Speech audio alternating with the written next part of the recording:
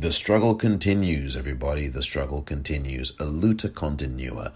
And now you can get your very own Politicrat Daily Podcast, A Luta Continua t-shirt exclusively at the politicrat.com online store. The Politicrat Daily Podcast online store. The proper web address is the-politicrat.myshopify.com. You can also go to thepoliticrat.com and scroll down, but to get directly to the store, it's the-politicrat.myshopify.com. New merchandise added on an almost daily basis, all designed by yours truly. So shop now and buy from the Politicrat Daily Podcast online store. Thank you for your support.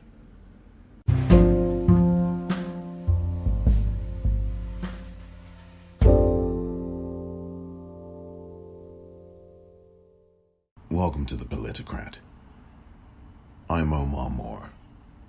It is Wednesday, March the 17th, 2021. On this episode of the Politicrat. Now at 7, we're hearing from the 60-year-old man who is the latest victim in a string of attacks against Asians. It happened yesterday afternoon along Market Street in San Francisco. The victim, who lives in Vallejo, just sent us a few pictures, and we want to warn you, they are hard to look at. This is how Danny Yu Chang looked yesterday. Police say someone ran up to him and punched him several times in the head. That suspect got away on a muni bus. The victim tells KPIX5's Betty Yu the attack left him partially blind. I cannot see on my left eye. It's still so bad. I cannot see anything. On my right is okay. I hope I don't lose my vision here. And in Oakland, a second suspect has now been arrested for the death of this man. 75-year-old Pak Ho was beaten and robbed last week.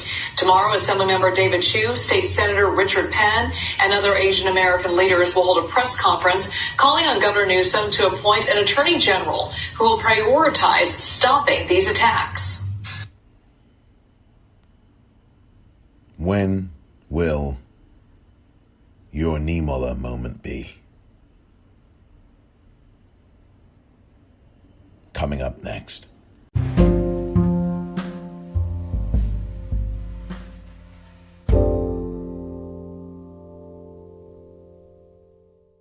Welcome back. Here we are on Wednesday, March the 17th, 2021. It is St. Patrick's Day. For those of you who celebrate it, I'm sure you will be drinking responsibly, and I bet that you'll have a great time.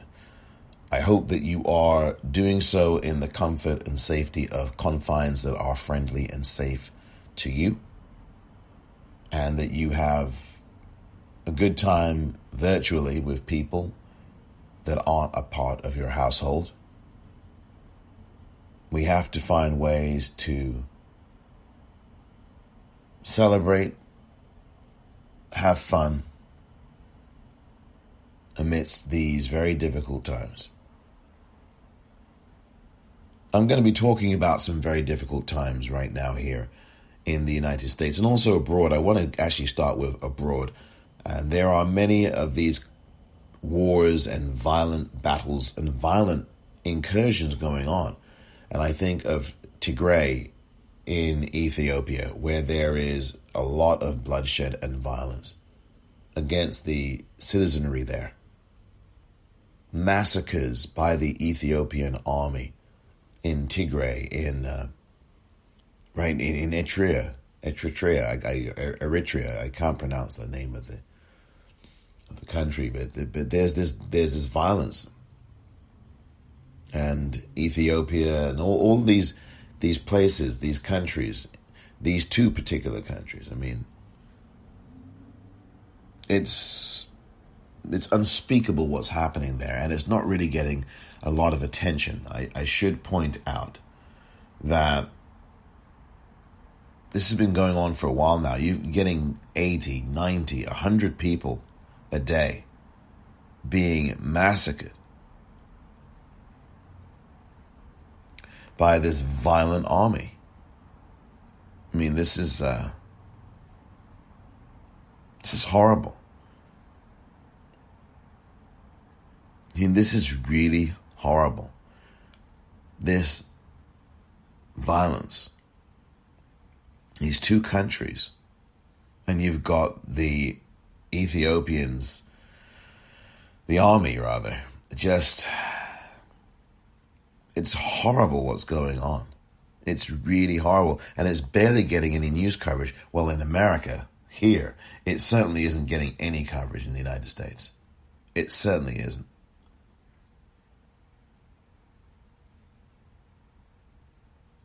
It certainly isn't. You've got these, it's not Ethiopia, it's Eritrean, so I'm sorry. I want to get this correct. Eritrean forces are doing this.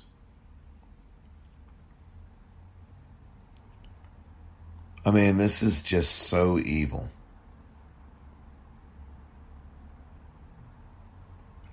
Eritrean forces are attacking.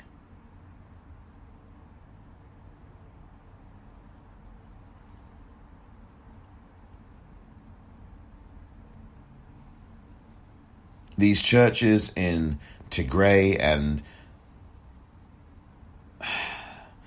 Tigray is located in Ethiopia. Let me just give you the geographics. Tigray, Tigray, is located in Ethiopia. Eritrea is next door to Ethiopia. And there's certainly been some real tension between these two countries, to say the least, and battles and wars, and I mean, it's just really horrible. And it's, again, faith is part of this, or religion rather is part of all of this. And to me, this is all about power, and we must stop this violence. We must end this violence. It's got to end. Attacking priests or attacking anybody is just not going to get anything solved. Killing or imprisoning people is not going to get the issues resolved. Not when there's this violence going on. I mean, obviously, when people commit crime, they should be punished, and they should be sentenced, and they should be put into places that are going to try to make use of them as civilians in prison. Well, they're no longer civilians when they're in prison. But there are some people, I think, who should have the key thrown away after they're locked up. I honestly think that. And one of them, as I transition here, is someone who did something evil as anything else that I've just read out to you, and as evil as what happened back in 2015 here in the United States.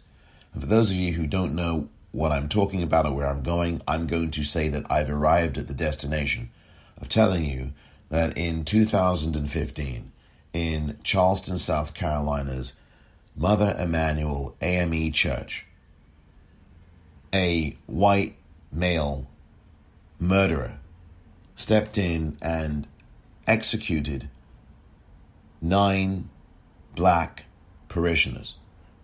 They were worshiping inside the church. What could be a more evil act to do than to end their lives while they are praying to their God and worshiping to their God? And this Antichrist comes in. I mean, that's really, if you want to look at it that way, that's exactly what that was. And it was a massacre, an assassination, an execution of 9 people. And I've done a number of episodes about this, and even before I did this podcast, I've also put together a YouTube post about the Charleston 9, the Mother Emanuel 9, the Mother Emanuel AME 9. I mean, I've done that. I'm going to put that as a link, by the way, into this podcast episode's liner notes.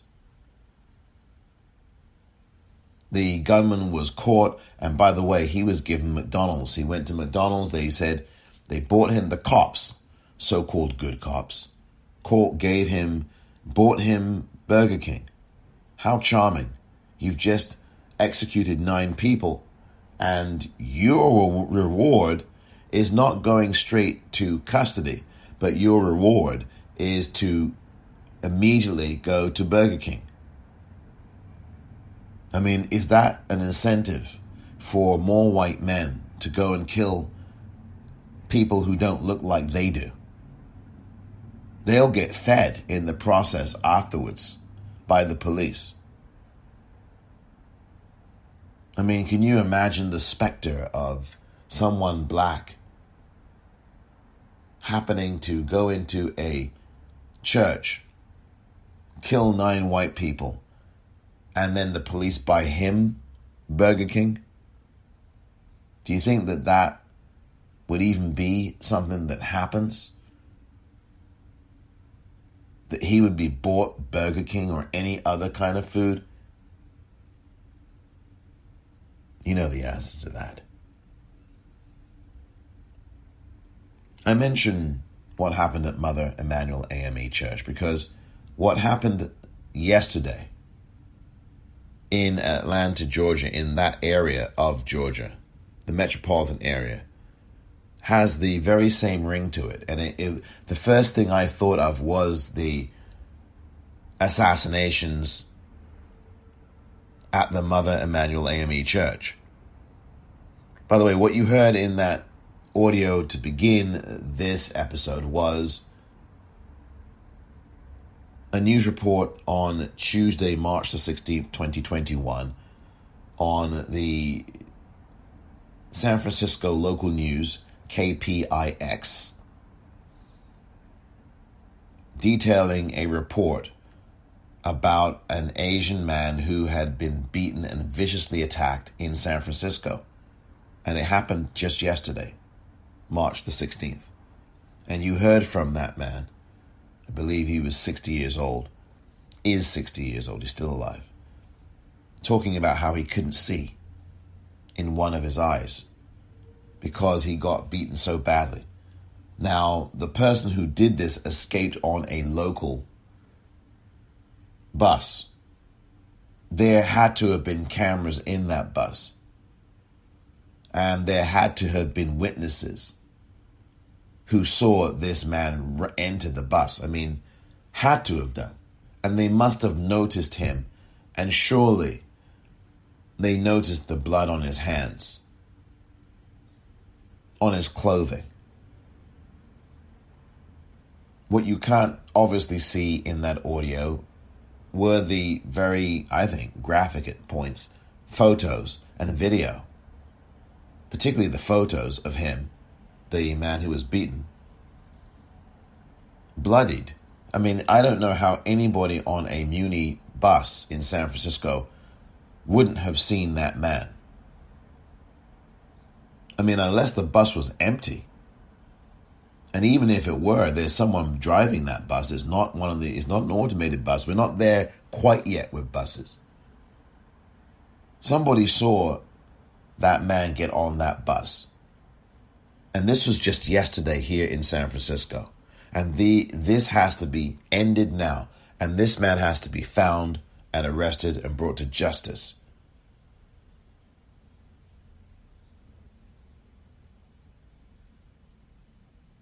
These Atlanta area killings yesterday reminded me of Mother Emanuel AME Church, and what happened there with the 9 parishioners killed there, the 9 black people who were killed there.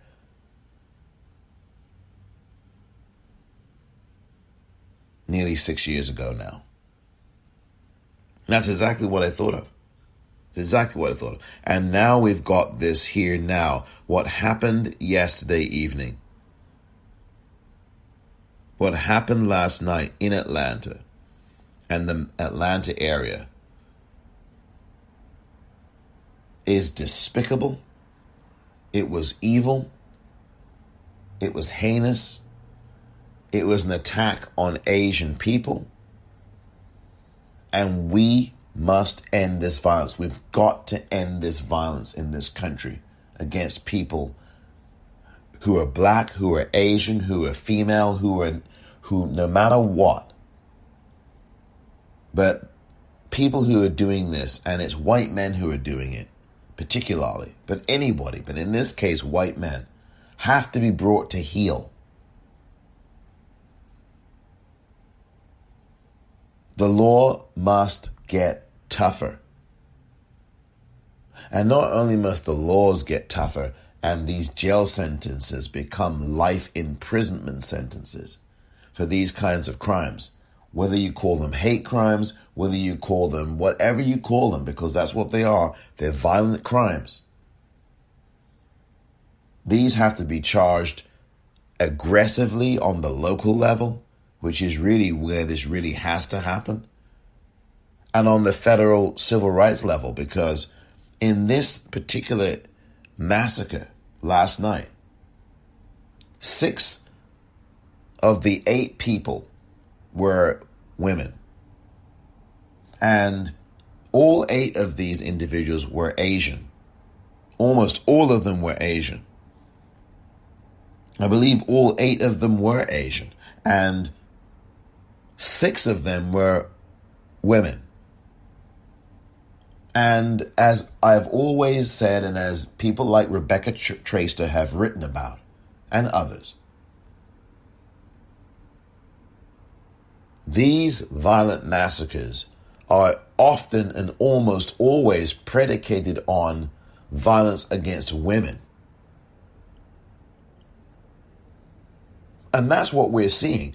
Every one of these mass shootings here in the United States, and I dare say in other countries, which they don't really see too many mass shootings. We've had one in Christchurch, New Zealand a couple of years ago, of course, 2 or 3 years ago, 2 years ago, I think it was 2019, when you had the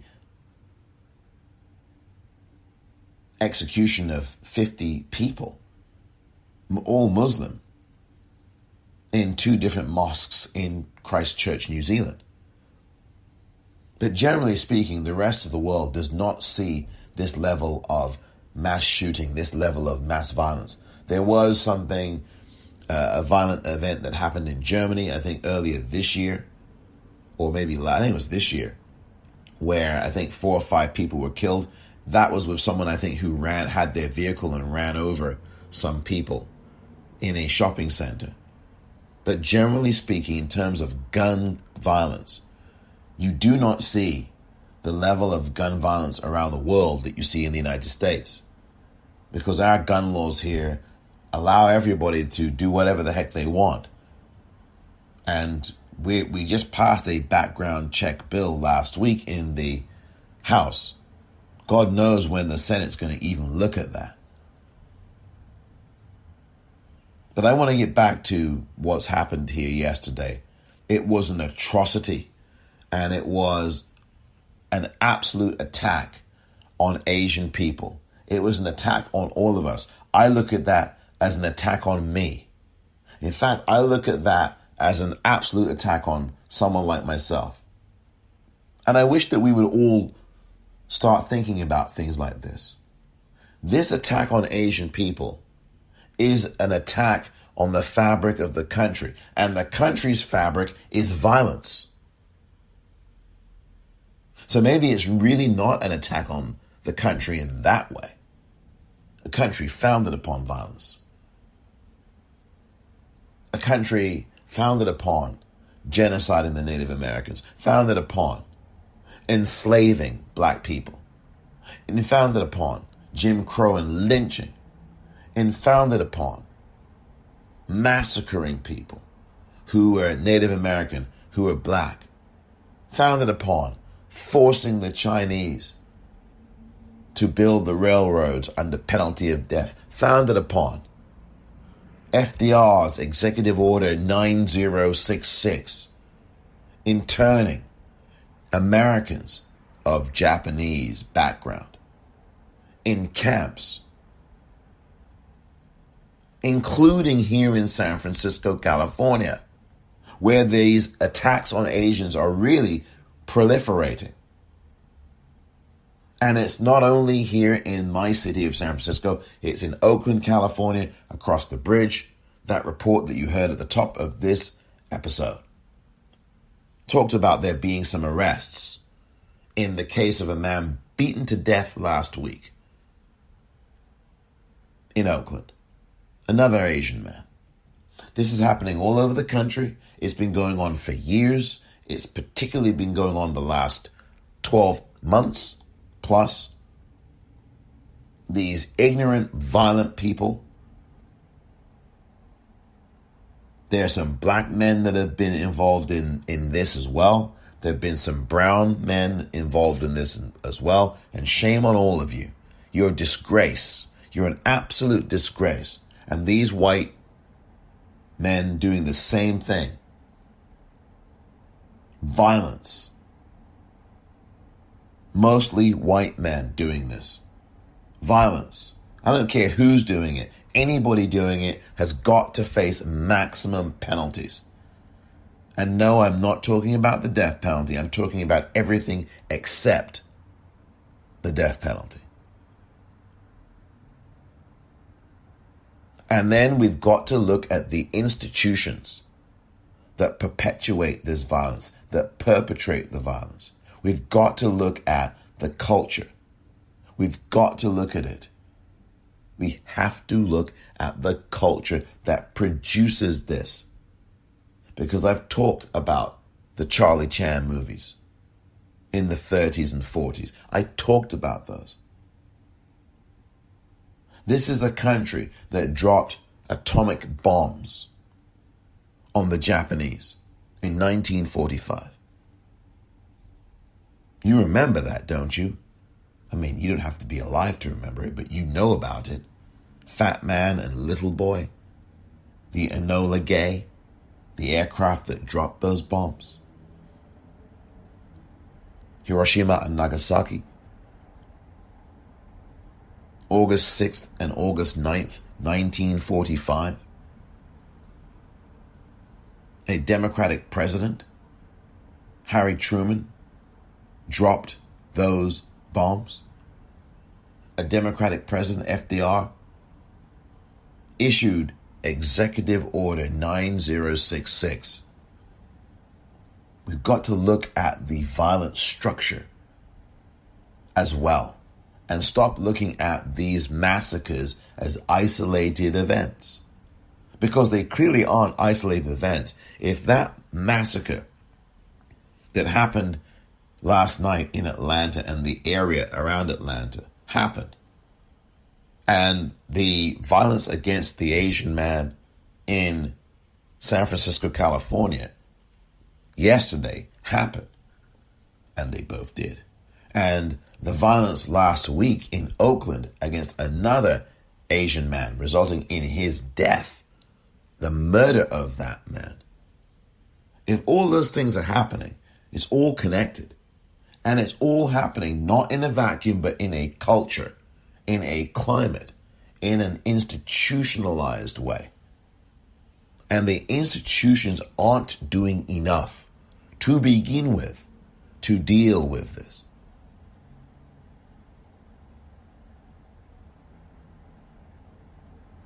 We need to do that.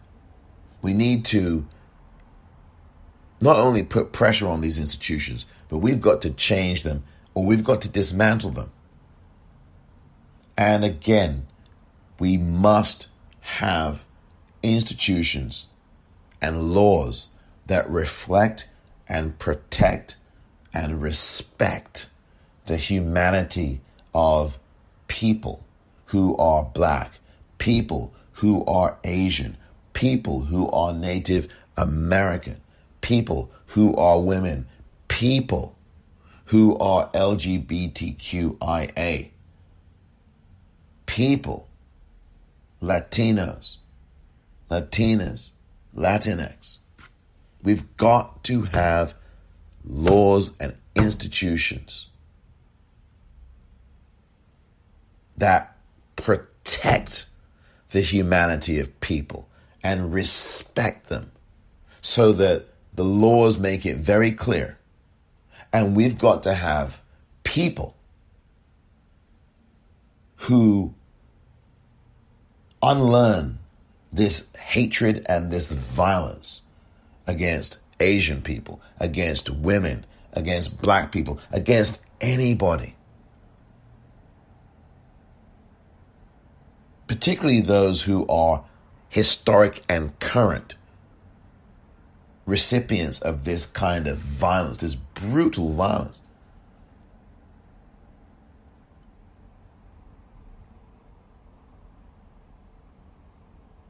When I come back, I'm going to go into a little bit more detail about these shootings last night, because this massacre last night has sent a lot of people to Twitter and elsewhere and to voice their outrage and their concern and their anger, of course. I've done the very same thing. You can look at my tweets at the Popcorn REEL, and you can definitely see where I stand on this. I mean, you know where I stand on Twitter. I use a few curse words. And there are other people who have made it clear. George Takei, you know George Takei. If perhaps some of you don't, he was famously, of course, on Star Trek back in the 60s and 70s. I remember him from that TV series way back when. Others have spoken up in the Asian community, but in Asian communities, you know, we've got to end this violence and this hatred against Asian Pacific Islanders, Asian American Pacific Islanders, against Asian people in general, Asian Americans. But it shouldn't just be Asian people speaking. It has to be all of us.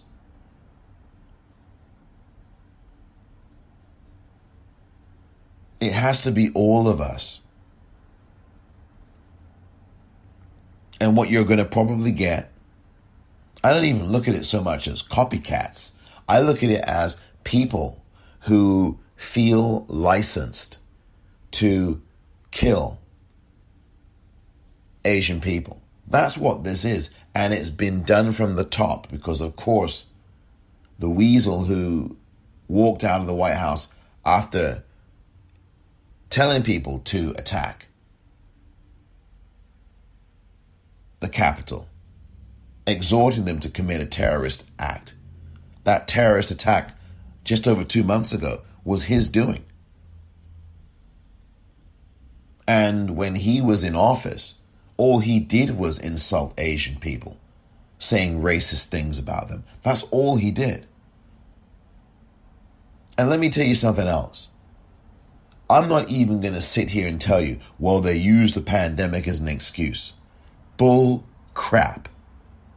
They didn't use the pandemic as an excuse to do this. They didn't do that. This is not about a pandemic. This is about hatred. This is about violence. That's what this is about.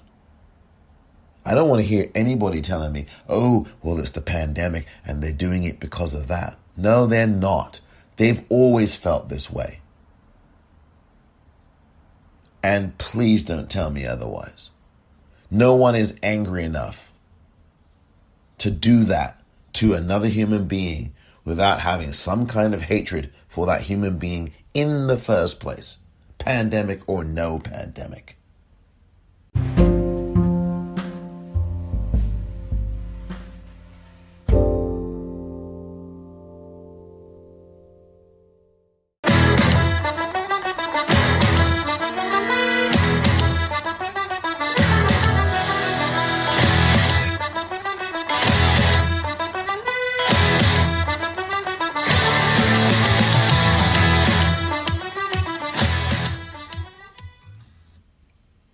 Dropkick Murphys with I'm Shipping Up to Boston on this St. Patrick's Day. And I want to get right back to what I've been talking about here on this episode of the Politicrat. And thank you very much for listening. I want to read out to you what the Associated Press has had to say about it. And keep in mind as you hear me read this, and I'm going to link to this as well. I'm going to try to read, actually I'm going to read all the article, and I'll do it pretty clearly and as quickly as possible. But I'm also going to link to this article as well, because I do think it's important that you read this. But as you read this, I want you to keep in mind the language being used, because, again, as I said just before the break, this is not about the pandemic. And anybody who tries to soft soap you and soft sell you the notion that this has got something to do with a pandemic, it's just weak. It's absolutely weak sauce. SAUCE.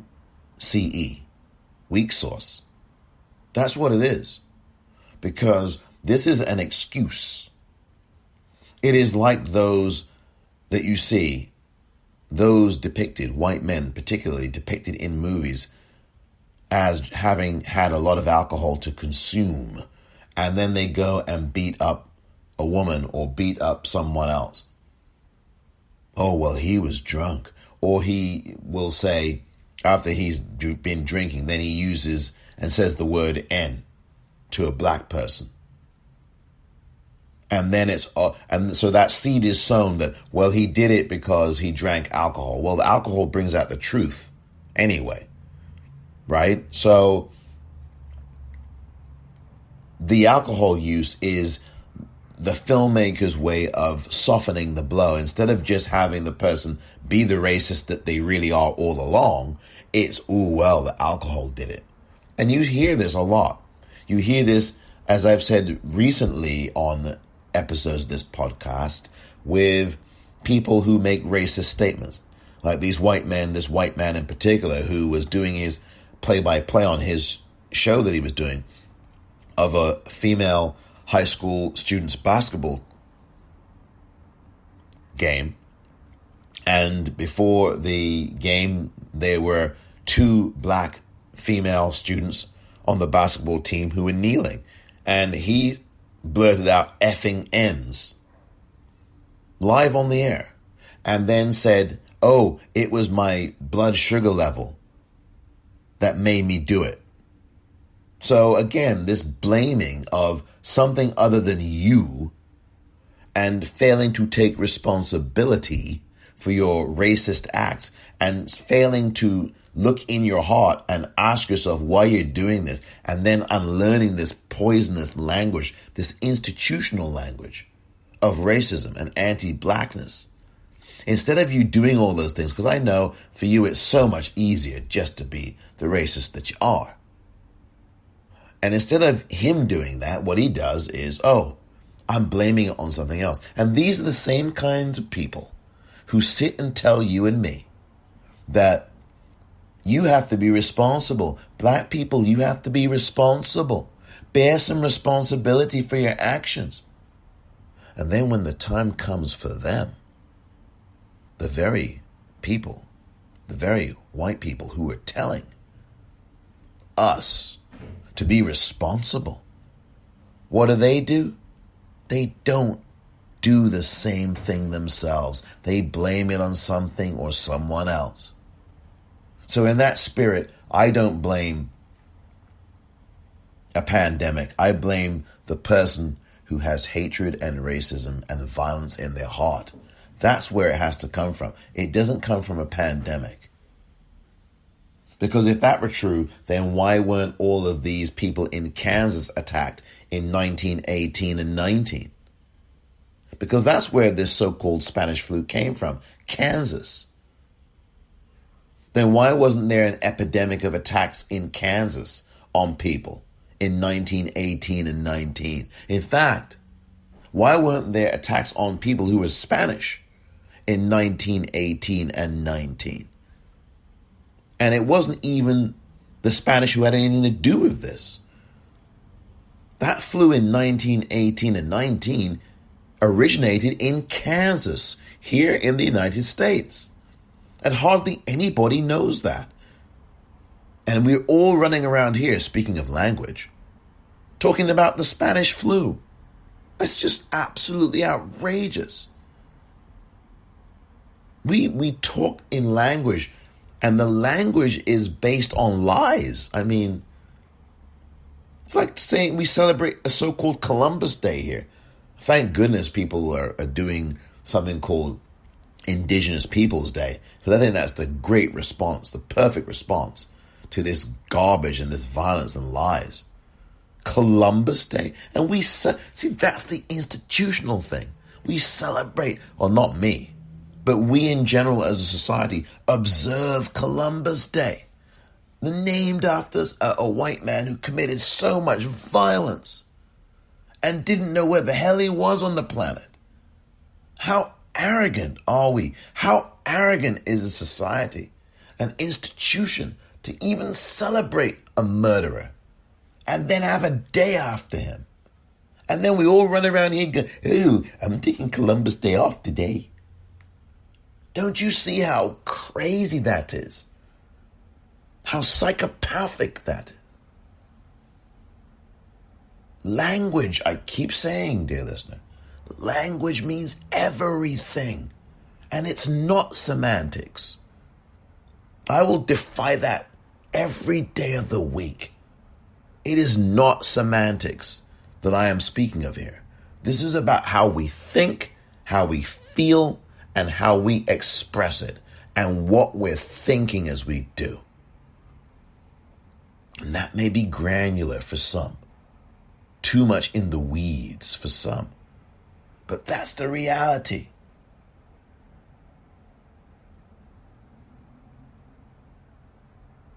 So as a man thinketh, thus he acteth. I'm telling you, if you think a certain way, you will act a certain way. You will behave in a certain manner. This is not about a goddamn pandemic. Because if it was, in 1918 and 1919, we would have seen attacks. And I don't justify that. I'm not trying to suggest that there should have been. But we would have seen, wouldn't we have seen these violent people, these violent white men attacking Kansans? Oh, I get it. Those Kansans are white. So most of Kansas was white in 1918. So yeah, I don't see those white folk. They're not going to attack their own. Even though they did attack their own on January 6, 2021. Some white on white violence, right? Since they love to say black on black. How about white on white violence that goes on every day in this country and doesn't get reported like that? But 1918, yeah, they didn't do that, did they? The Kansas flu that we now in the world call Spanish flu. What? It's Kansas where it started. Oh, but nobody seems to care about that, do they now?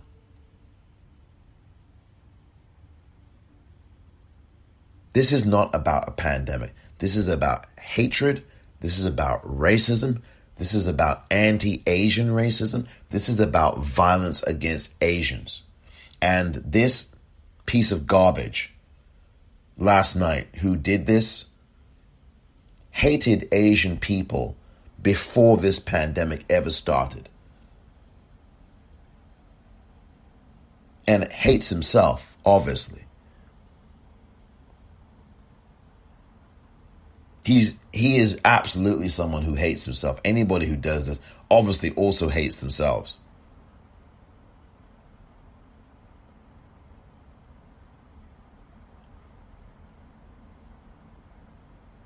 But the thing is that he ended the lives of 8 people. And the question becomes, what is our response going to be to that? I'm actually only going to read a paragraph or two about this, of this story here. Let me just do that now, and I want to get back to the question I've just left you with. The title of this, and I'm going to link it to the episode here in the liner notes. The title of this Associated Press article, and it's written by Kate Brumback, B-R-U-M as in mountain, B as in Bravo, A-C-K. Kate Brumback. Title is Atlanta Area Shootings Leave 8 Dead, Many of Asian Descent. I'm just going to read 2 or 3 paragraphs. Atlanta AP, that's the dateline. Atlanta, a series of shootings over nearly an hour at 3 Atlanta area massage parlors left 8 people dead and raised fears that the attack was another hate crime against Asian Americans. Police arrested a white 21-year-old Georgia man and said the motive for Tuesday night's attacks wasn't immediately known, though many of the victims were women of Asian descent. Women.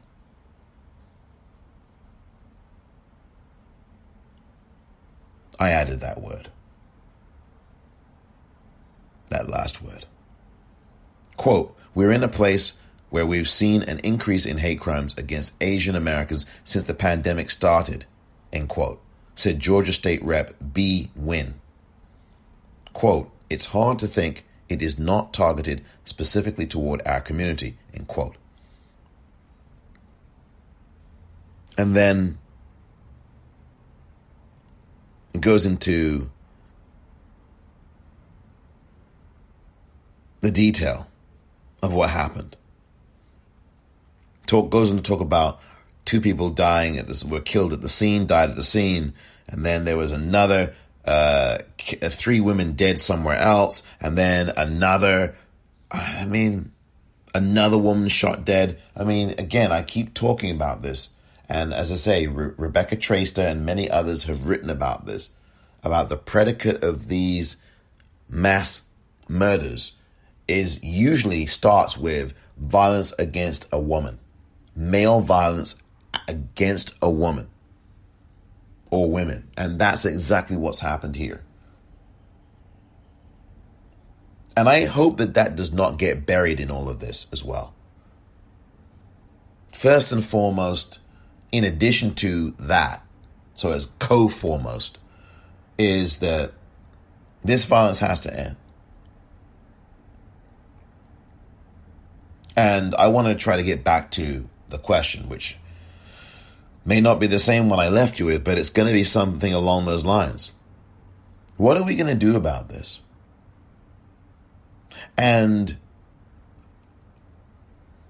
there's going to be legislatures, or there were, by the time you listen to this, there will have been legislators here locally, assembly persons and politicians here locally, who are going to be holding press conferences here, I believe in San Francisco or in somewhere else in the San Francisco Bay Area, about this, about what happened here in San Francisco yesterday. But certainly, I'm sure they're going to also be talking about what's happened in Atlanta and the Atlanta area.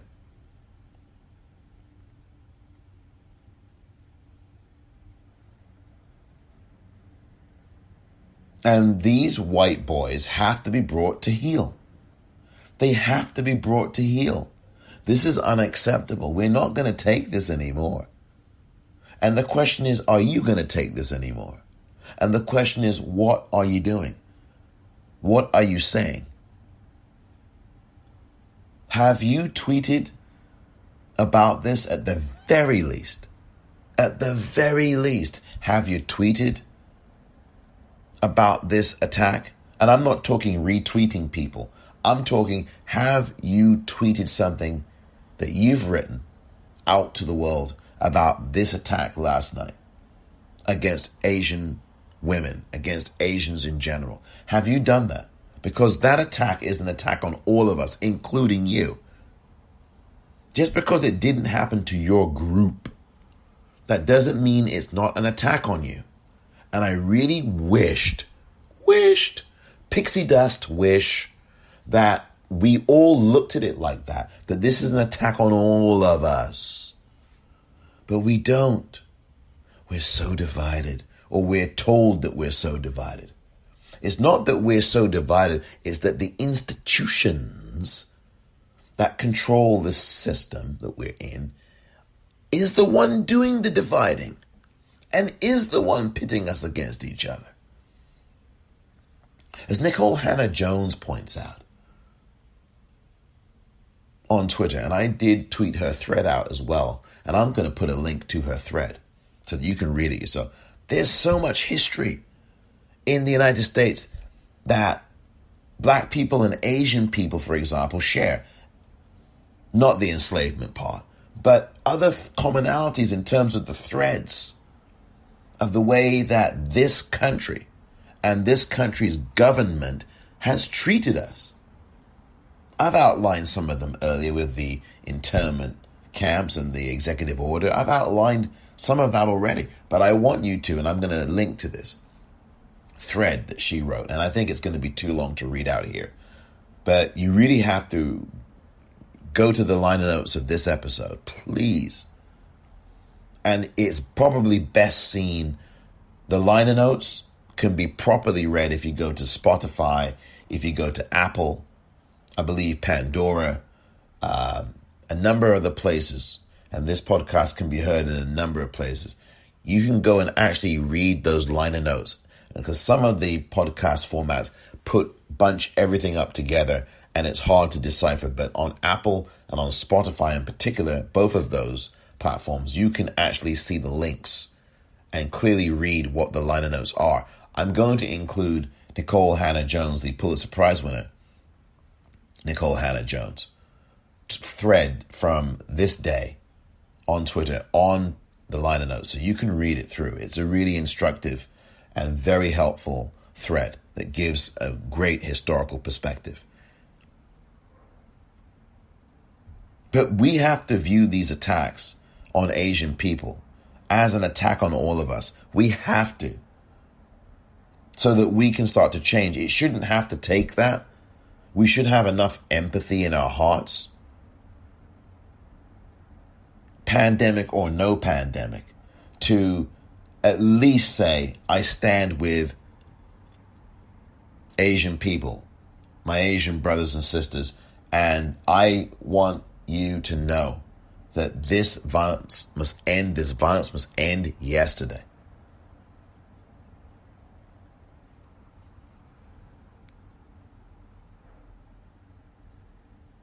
President Biden has to get on television during prime time and address this. I'm not suggesting that one speech is going to change anything or end anything, but I am saying that the perception is important. I'm saying that the president's words will be heeded, will be heard at least. I'm saying that what a president says has weight to it. People listen to it. We saw what happened with the so-called previous occupant of the White House. We saw what happened with that. The words he said led people to commit a terrorist attack on our country, on all of us. We put those politicians in the U.S. Capitol building with our votes, and we pay their salaries with our taxes. So that's an attack on us. I've said this before.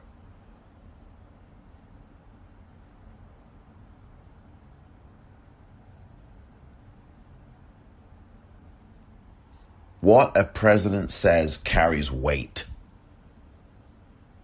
I mean, again, I refer back to the previous occupant of the White House who told you almost a year ago now that Clorox, bleach of any kind, would be a good idea, I'm paraphrasing, to inject into yourself. He said that in the White House press briefing room, April 25th, 2020. I believe that is the exact date. And you know what happened? You had hotlines in different states across the United States within hours of that particular pronouncement and days after it, calling up, hotlines ringing off the hook in Maryland and in other state governments, asking, should we be doing this? Should we be putting bleach in ourselves? Literally asking that. Yes, there are people who even call up hotlines to ask that because they are so embedded into authority and authoritarians. It's an example, though, of the idea and the truth that the person in the White House, what he or hopefully she at some point says, really carries a lot of weight. People listen to it to the point where Maryland and other states were getting hundreds of calls a day asking from human beings, not prank callers, human beings, genuinely asking, oh, is bleach safe to inject into you? And I assure you, they did not even read the label of the bleach they have in their households. They called immediately. I mean, I'd never forget this. I was sitting there watching someone from Maryland get on television and say they'd been fielding hundreds of calls about this last year. And there was a couple in Arizona, one of whom died from drinking this hydroxychloroquine or ingesting it because their fish tank food that they feed their fish, had this hydroxychloroquine in it. So they obviously looked on the side of their fish food. And they drank it. They imbibed it. They ate it. The husband and the wife in Arizona. And one of them, literally, to use gangster parlance, ended up swimming with the fishes. He died. These are adults. These are not 5-year-old children who don't know better, or 4-year-olds or toddlers who don't know better, who would pick up something and put it in their mouth, no questions asked. If you turn your back, they've got something in their mouth. That's not this situation. These are grown adults. Men and women, people, grown adults. I mean, this guy was in his 50s, 60s, I think, 50s. What someone in the White House says, what a president says, carries weight. And that's the illustration of these last 3 or 4 or 5 minutes I've spent talking about that, because I think that Joe Biden, President Biden, should get on the air, get on the horn, get on the air, really, and have a live statement, prime time, just like he did last week when he touted, quite rightly, the American Rescue Plan. He needs to get on the air and do so real damn soon. And make it clear. Enough is enough of this attack, of these attacks on Asian people. Enough is enough. Set a tone. I remember George War Criminal Bush, W for War Criminal. Even he, in the immediate hours or the hours after the terrorist attack of 9/11, 2001, he got on the air nationally and he mentioned it and made it clear that attacks against Muslim people cannot stand. And then the day or so after that, he had a meeting with all of these different people in different Muslim communities, brought them all together, or he went over to their center, I believe it's CAIR, CARE, which is I think a Muslim-based organization. And they all joined together and they spoke, and that is really important. And President Biden, you need to do that. You need to do that. That is not symbolism. I know some people will say, "Oh, well, that's just being symbolic. That's just symbolism." Well, maybe you will think that, but I'm telling you, that's not, because it sends a message. Whether people hate or not, it sends a message that the most powerful person on the planet has your back, and that his administration, in this case his administration, is going to be aggressively prosecuting these cases. So Merrick Garland, you've just been sworn in a few days ago as Attorney General. You were just confirmed by the Senate middle of last week. So it's now a week that you've been there. You need to make it very clear, if you haven't already done so, that these attacks against Asian people, against Asian women, against anyone, but in this case, we're talking about Asian people. These attacks against Asians of any background will not be tolerated at all, and they will be prosecuted aggressively and to the max. You need to have a department that really is dedicated to this, if you don't have one already. And you need to stiffen up these punishments. And these institutions have to start doing some soul searching, or we're going to force them to do some. And we are already. We can't live in a society like this and call this the greatest nation on earth. And you've got Asians being attacked. You've got black people being attacked. You've got women being attacked. You've got Latinos. You've got Latinx. You've got people being shoved into concentration camps. And you're calling this the greatest country on earth?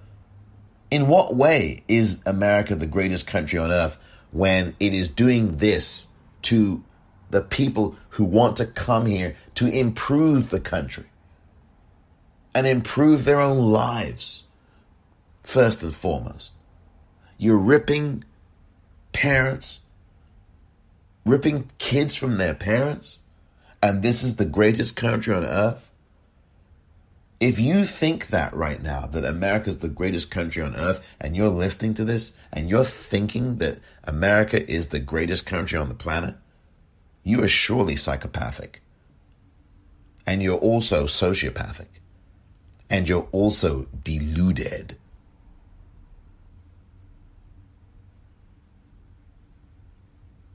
President Biden, please, you need to say something about this. And I'm not talking about a little statement that you make in the middle of a speech, as you did last week, because he did.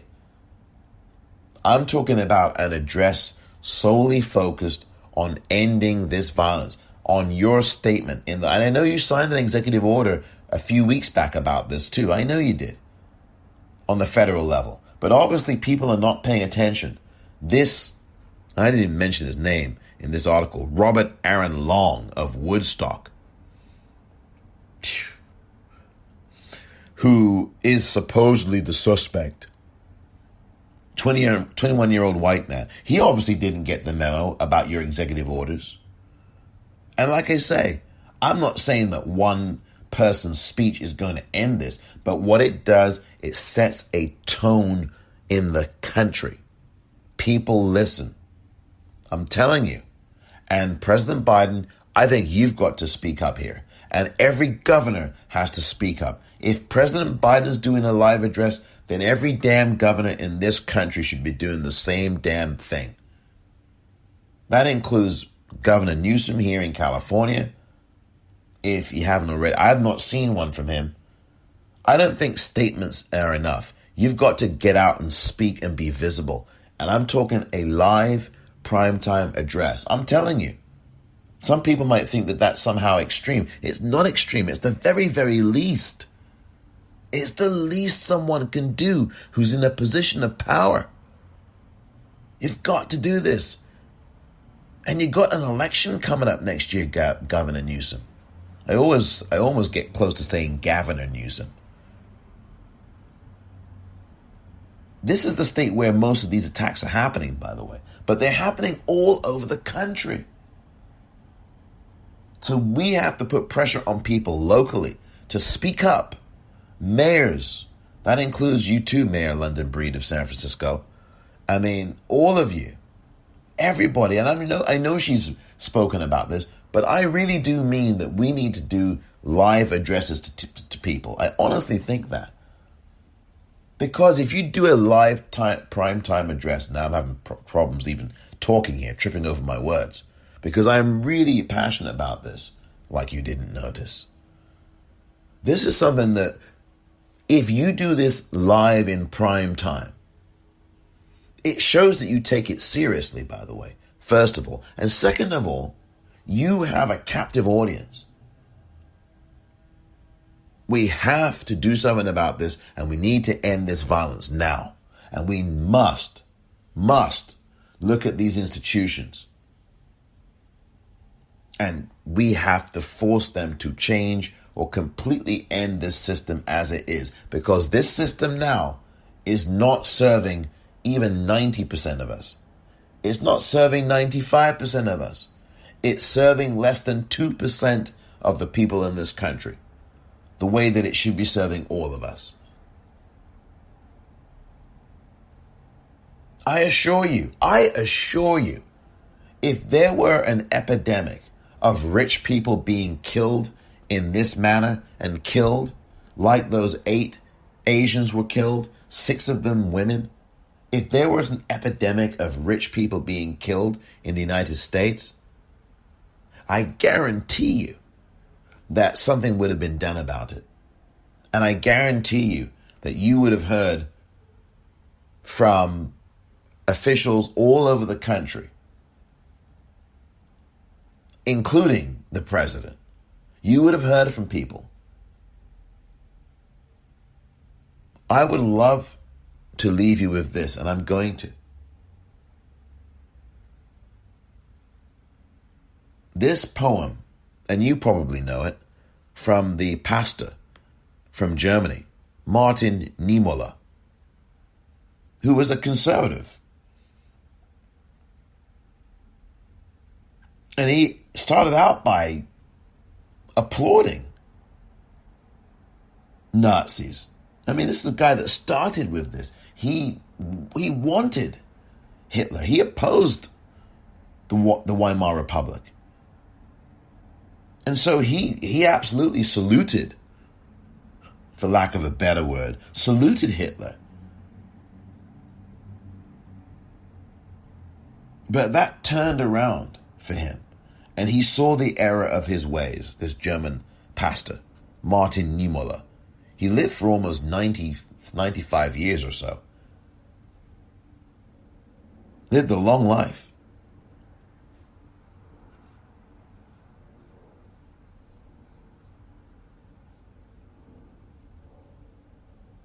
He wrote a poem, and I'm not sure what year. I think it was in the 1930s or 40s. I think when he saw the error of his own ways. And it was in 1936 or thereabouts where he rejected some of the doctrines of Hitler and the Nazis. And I think it was around that time when he probably wrote the poem. And he renounced, and he absolutely was an outspoken critic of the Nazis. And he got jailed for a number of years for standing up against the Nazis. This is a white German male pastor, Martin Niemoller. There are variations of his poem called First I Came, or First They Came. It's called First They Came. I'm going to read out one of those editions right now. First they came for the communists, and I did not speak out, because I was not a communist. Then they came for the socialists, and I did not speak out, because I was not a socialist. Then they came for the trade unionists, and I did not speak out, because I was not a trade unionist. Then they came for the Jews, and I did not speak out, because I was not a Jew. Then they came for me, and there was no one left to speak out for me. Where is your Niemoller moment? When will your Niemoller moment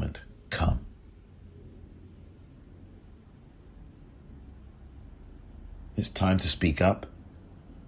It's time to speak out. We cannot, and you cannot, afford to be silent.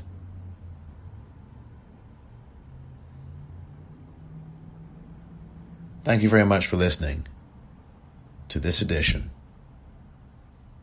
of the Politicrat. I'm Omar Moore.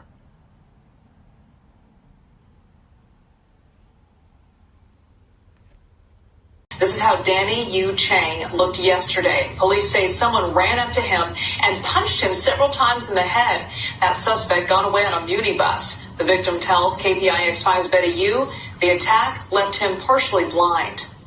I cannot see on my left eye. It's still so bad I cannot see anything. On my right is okay. I hope I don't lose my vision here.